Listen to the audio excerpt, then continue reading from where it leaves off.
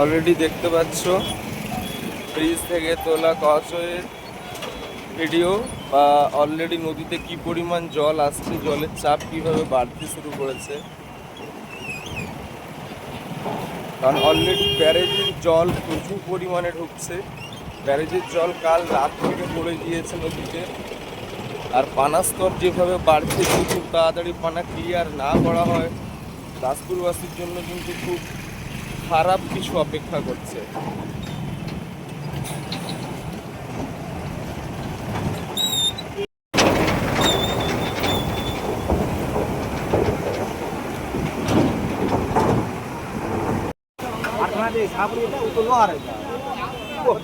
আস্তে আস্তে জলস্তর বাড়তে লাগছে, জল ফুলছে, কারণ পানা জমে রয়েছে। এটাই হচ্ছে সব থেকে যেটা আমাদের সমস্যার।